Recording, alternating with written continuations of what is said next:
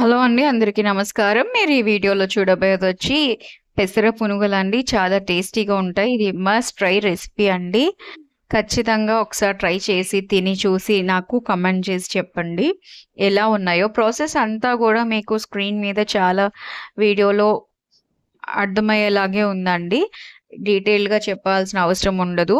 కాకపోతే ఇక్కడ నేను మెయిన్‌గా చెప్పాల్సిందొచ్చి పిండి మటికి ఖచ్చితంగా మనం వాటర్ ఏయకుండానే కొంచెం మనం గారెపిండికి రుబ్బుకున్నట్టు రుబ్బుకోవాలండి.